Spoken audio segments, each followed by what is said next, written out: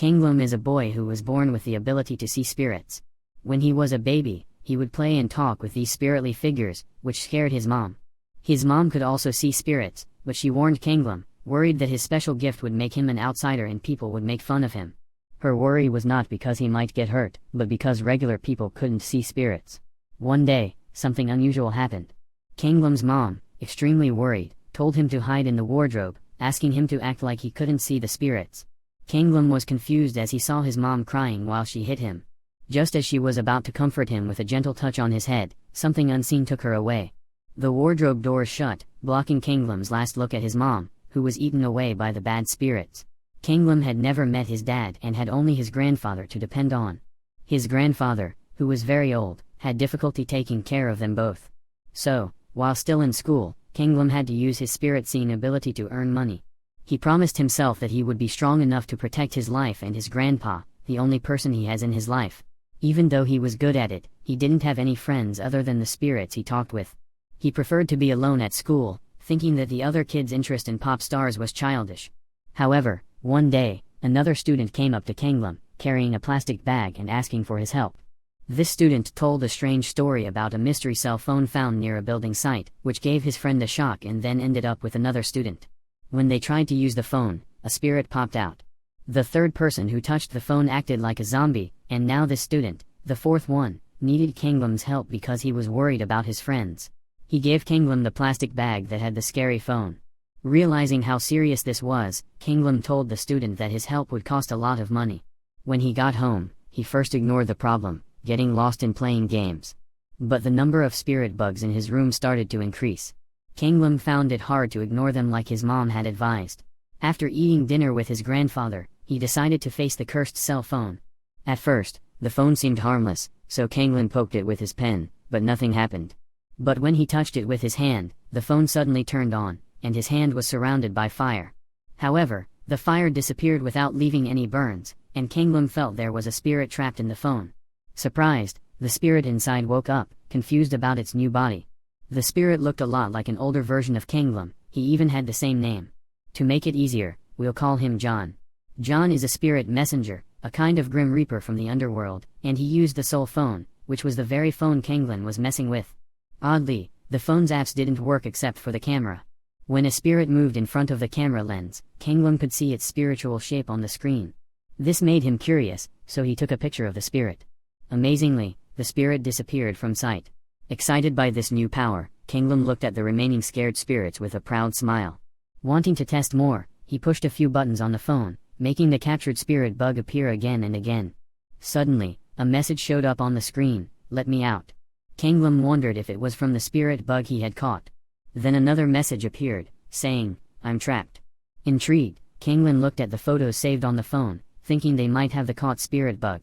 To his surprise, he found many pictures showing strange spirits. Among them were photos of the friends of the student who had asked for his help, which made Kanglum realize that their disappearance was related to these photos. Another photo showed a person he didn't know, who turned out to be John, still stuck in the phone.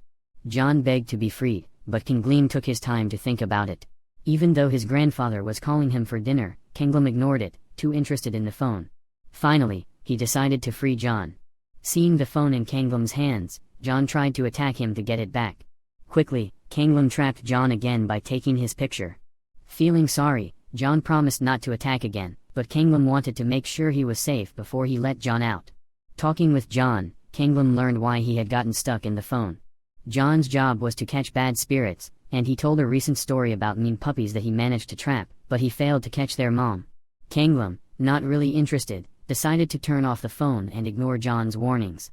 Instead, he called the spirit puppies and started to play with them, not caring about any danger they might bring. Still, one of the puppies focused on the spirit bugs, sitting and staring at them in a scary way. The next day, Kanglum went to the building site where the phone was found, hoping to learn more about John. He pulled out the phone and pointed its camera at the top of the building, catching sight of the mom of the puppy spirits as she went up, making a wave of sound. The puppies and other spirits in Kanglum's room reacted. Realizing he made a big mistake by letting the puppies out, Kanglum ran back home, scared they would hurt his grandfather. Luckily, when he got there, his grandfather was safe, but all the other spirits were gone, eaten by one mean puppy that had turned into a stronger and more dangerous creature. The puppy attacked Kanglum, who used the phone to catch it. As a result, the bad spirit split into 5 evil puppies. Hearing their mom's call, the puppies left the house. Kanglam told John everything that happened, and then he let him out. But John scolded Kanglam before leaving with the phone, determined to handle the problem on his own. Driven by curiosity and fear, Kanglam decided to follow John, even though he wanted to avoid danger. When he got there, he saw John making a safety barrier to keep the area separate and fight the beast. After absorbing the puppies, the creature had gotten bigger and stronger. Kanglam saw the huge difference between the dog's power and John's brave but weaker attempts. While watching closely, Kanglam noticed the beast's sneaky tricks. While John changed the phone into a sword, the phone had a bunch of protective features and calling abilities, which impressed Kanglam. Still, John had trouble defending Kanglam from the dog's attacks while also trying to fight back. Calling up hands with claws, he held the dog back, trying to lock it up. However, the lock didn't work, letting the dog break free and attack again. In the mess, Kanglam saw the phone had dropped near him. Ignoring his instinct to run away, he ran to the device, grabbing it just in time to take a picture of the dog right before it jumped at him. With the dog now trapped, John gave Kanglam a long lecture, demanding the phone back. But Kanglam had a different idea. Aiming the phone's camera at John, he caught him once more. Going back home, Kanglam pretended to forget about the recent events, trying to forget everything that happened. 2 weeks later, he was chased by another bad spirit. Looking for safety in an empty park, he led the spirit into an empty building, letting John out of the phone to face the danger, telling him what to do. The spirit, showing itself as a bunch of weaker beings, quickly fell to their joint efforts, leaving the mom spirit confused and scared. Once again, John asked Kanglam to give back his phone. However, Kanglam wanted to keep John around, and he tried to catch him. Sadly, the phone's memory was full, giving John the chance to take the phone back. Kanglam, desperate to keep the phone, started to panic, afraid of what John might do now that he had the phone. Kanglam was shaking, seeing him scared. John did something to satisfy his curiosity. He turned into a big scary spirit form, getting close to Kanglam, making him even more scared, then changed back to his human form. Then, he started to talk about listening to and respecting older people. Kanglam was so scared that he ran away, going home to warn his grandfather and make sure he was safe inside their house. That night, Kanglam couldn't sleep. He was thinking about his mom and went downstairs to check on his grandfather. The idea that John might be a kind of spirit who could take his grandfather's soul scared him a lot. Wanting to stop that from happening, Kanglam laid next to his grandfather, feeling better being close to him. The next day at school, Kanglam was in a bad mood as his classmates did their cleaning duties. Tired from staying awake all night to protect his grandfather, Kanglam was annoyed when the students asked for his help.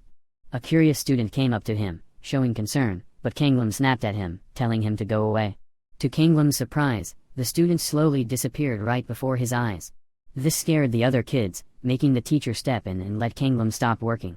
Not long after, the student who first hired Kanglam showed up, making fun of him for meeting a spiritualist with the same name but better skills. This spiritualist was clearly John, which made Kanglam very angry.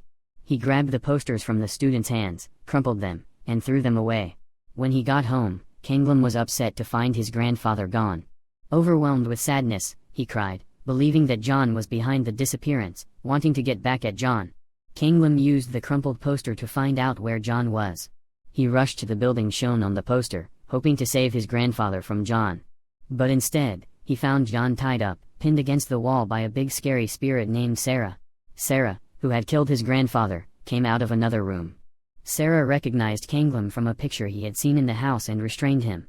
Then, Sarah confirmed Kanglam's grandfather was already dead, his soul at peace. Kanglam started crying. In a moment of desperation, he bit Sarah's arm but was thrown off. Then John changed into a scary form, a giant hand appearing from his back, destroying the spirit holding him. John turned to Sarah, but before he could do anything, Sarah shot him and restrained him again. He pinned John against the wall and was ready to shoot his brain. But Kanglam got up and grabbed the dagger from the soul phone to stab it into Sarah's back. John got free from his bonds, hitting Sarah hard in the face using his giant hand. John tried to crush Sarah, but she escaped through the floor. John, getting his bearings, told Kanglam to run, warning him that Sarah might come back. But Kanglam just stood there in shock, unable to respond.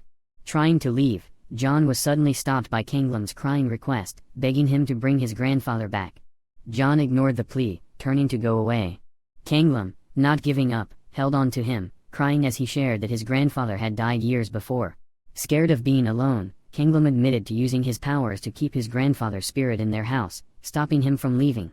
John became really mad, scolding Kanglam for causing his grandfather's spirit to suffer unnecessarily, which could turn him into a mean spirit.